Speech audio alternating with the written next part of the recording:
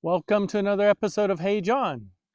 So we've added something new to the Silverado EV. Do you notice what it is?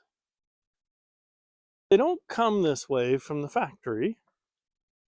There it is. What is that? Well, folks, that is an antenna for a ham radio. And I didn't want to drill holes in my brand new truck, so this antenna basically clamps on to the edge of the frunk. Give you a quick tour here. So putting the antenna on this way, it clears everything when the frunk is open. And as you can see, if I zoom in here a little bit, hopefully things won't get too out of focus. There's basically some set screws here that are clamping this onto here, just onto the edge, and it just fits through. And then this cable is routed down through the battery compartment around and into the frunk. This ham radio has what's called a remote head.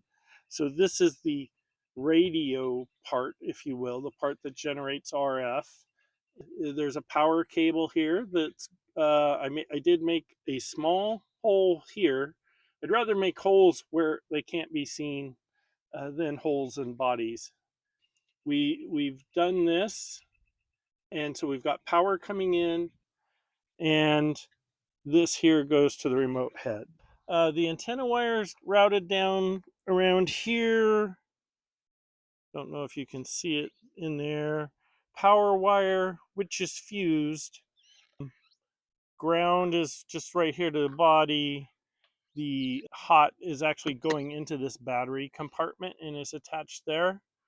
We did add a couple zip ties here, just loose zip ties to hold this up.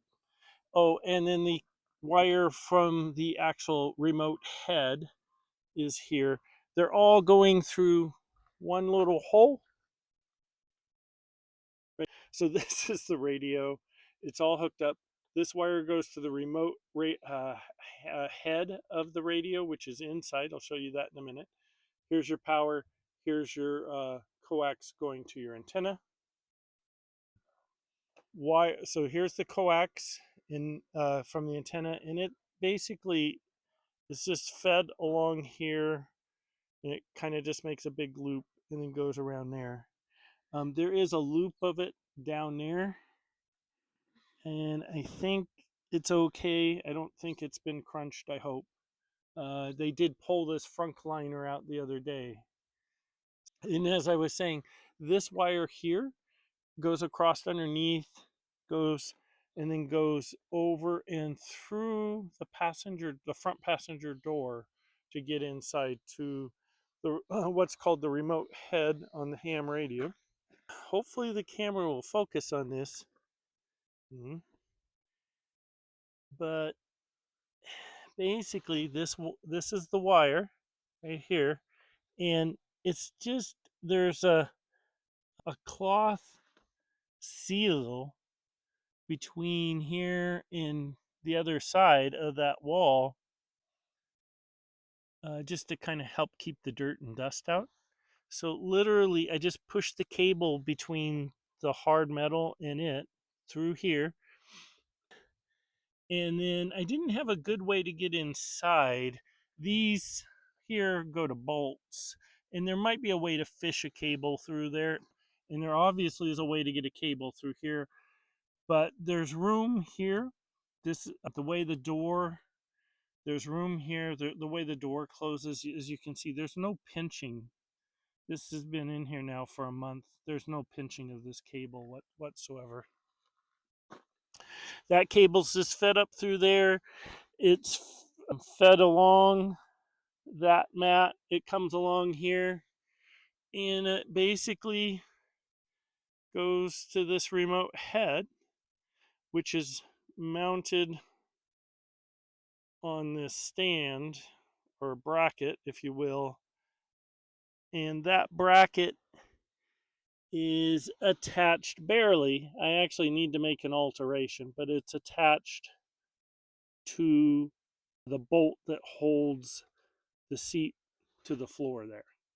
So that comes up and goes up here and attaches to that remote head. And I'll go around and show you how it works. Here's the radio. Again, this is a ham radio. I have a ham radio license. Basically, if we see if we can turn it on here. Booting up. This is a Yaesu FTM 500D, a dual band fusion capable radio, has GPS built into it, works with APRS. That stuff only means anything if you're a ham enthusiast. It's a nice little radio. I really like it.